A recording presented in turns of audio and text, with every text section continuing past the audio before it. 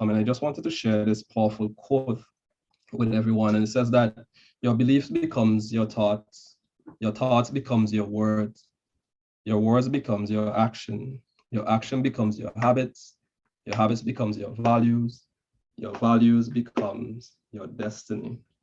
And we like to thank Sir Mahatma Gandhi for this one. I once heard this powerful story of two brothers. They were twins and they had an alcoholic father. And a journalist who was very inspired by their story wanted to find these two brothers because one became an alcoholic and the other became very successful. And the journalist was very curious as to how did this happen? So when he found the first brother, he asked the alcoholic brother, like, how did this happen? And he replied, well, with a father like mine, how couldn't it? Then he tracked down the second brother who was highly successful, and he asked the same question. Well, how did this happen? And to his surprise, he replied, well, with a father like mine, how couldn't it have? Yeah. So words and beliefs are very, very powerful.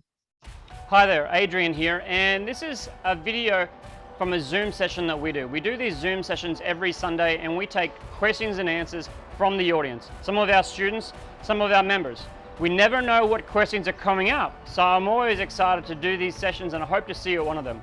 Make sure you hit the subscribe button below and check out the other playlists that we have. Thank you, enjoy.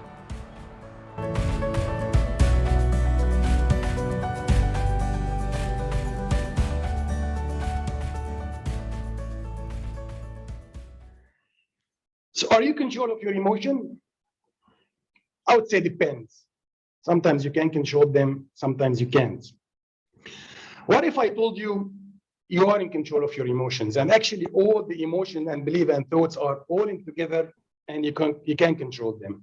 And by controlling them, you will be in control of the quality of your life.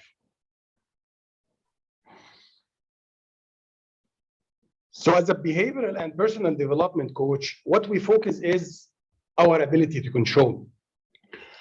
In psychology, the control of your thoughts, it's the maturity of the mind. So if you think about this, thoughts, emotions, behaviors, belief, how can you control all of these? We will learn today how these are linked together and how can you control and how can you have a different outcome. So here what you see in front of you is the core module of the CBT, where we say what we think affect the way we feel and affect the way we behave. What we feel affect the way we think and affect the way we behave. And then how we behave affect the way we think and affect the way we feel. They're all linked. They're all linked and they're all influenced by each other. I'm having difficulty with my clicker. Let's start by digging in the behaviors. Whenever I hear the word behaviors, I always use the tool DISC. My tool is based on this methodology. Who of you heard of DISC? D-I-S-C. I will give you a fast brief about DISC. So DISC is DISC theory found in 1928 by Dr. William Marston, based on his book, Emotion of Normal People. What he says is we behave in, mainly we behave in 4 different areas in general. So as you can see, there is 4 areas mainly. We have all the behaviors, they're divided by 4 areas. Everyone has a preferred behavior style. These 4 areas are the decisive, influential, conscientious, and stable. What are these areas? This area, if you can see in the map, it's technically divided by 2 axes. First axis are the task-oriented people, those people who behave in task-oriented way when they want to get the job done. Just get me the job, like you see it mainly in leaders, managers mainly. Get the job done, I want to get it fast, I want the result, I am always competitive, always want to finish all their tasks fast. Where other people, they behave mainly in the people behavior area. Okay, so task-oriented, people-oriented area. They care about relationships. They more like not they care. They prefer relationship than task. So technically, we all behave and sometimes depend on the situation, whether in task-oriented way or in the people-oriented way. At the same time, the other axis is extrovert and introvert. That doesn't mean we are extrovert or that doesn't mean we are introvert.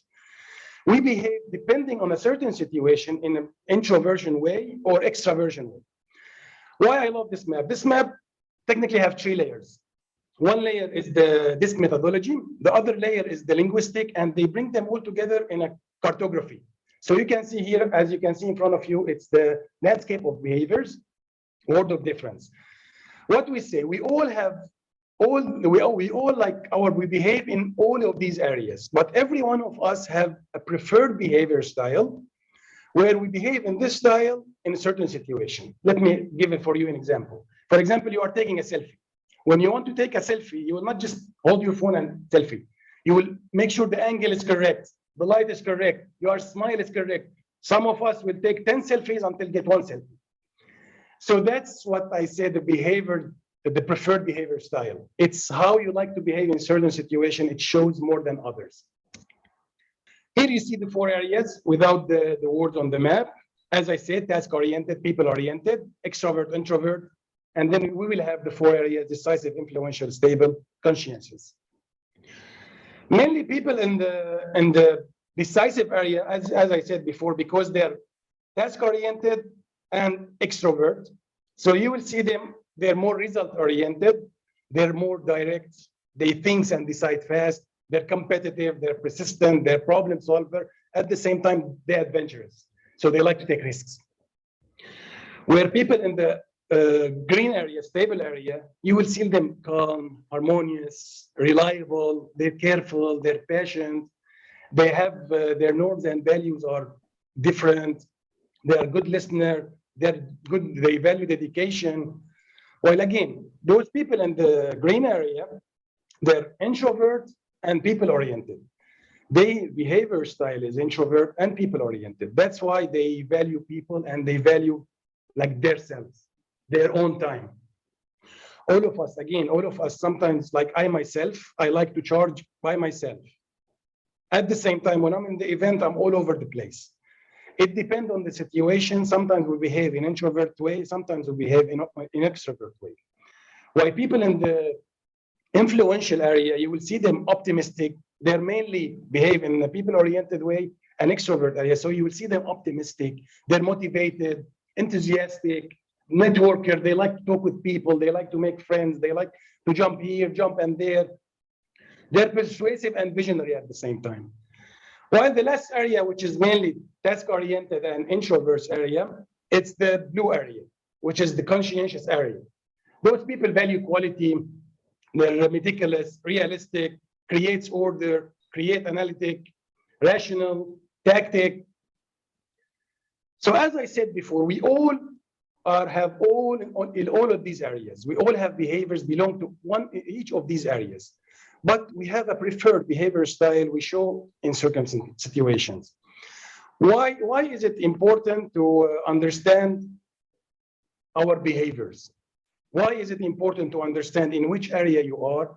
Why is it important to understand what areas are there and each area how they behave? I mainly use, as I said, this being used by 50 million people. Mainly organizations use it to evaluate the team behavior whenever they want to have a better team bonding or better team performance. On the individual level, mainly I use it and people been using it to improve their relationships, have a better relationships, whether personal or professional relationships, like with your family or with your loved ones or with your teammates. Why understanding our behaviors matter? It's mainly of 3 levels. So first level is you need to understand yourself. If I want to have a better communication, let's say, or I want to have a better relationship with Dino, it all starts from within. I need to understand me first. I need to understand my behavior style. And as Dino just showed you before. So if I want to understand others, first I need to start by myself, understand my area, understand my preferred style, what I want to improve, what I want to change. Once I understand the me level, then I need to understand the U level, what other areas around me, how people from other areas behave, how people from other areas think. Once I understand the me level, once you understand the U level, then you can go to the we level. So how we connect together, how we work together better. Let me see. As you can see, there is a map behind me. I am really fascinated with the map because it's always helped me thought-provoking.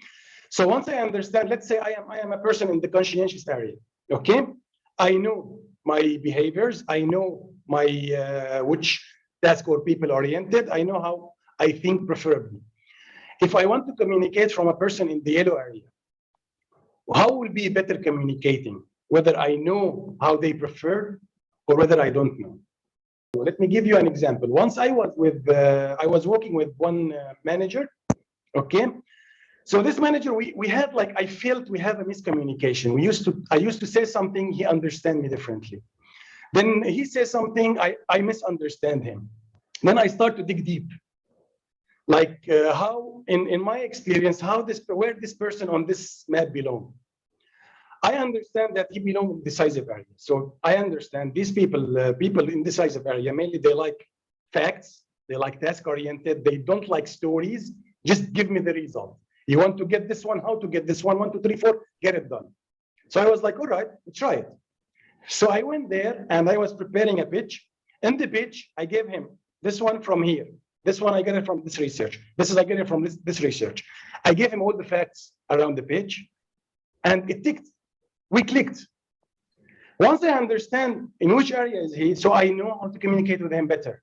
Once I communicate with him using his own preferred language, communication was much easier, understanding was much easier, then result was faster and different. So that's why in my experience and my opinion, in order to understand, to like develop a better relationships or develop a better teamwork or team environment, all start with yourself, then understand others, so you can communicate together. Boom! You made it here! Good on you. Make sure you click the subscribe button below and check out the playlist at the end. If you'd like to come along to our Sunday sessions where we host a live, free Q&A for our students and members, you're welcome. I'll see you there.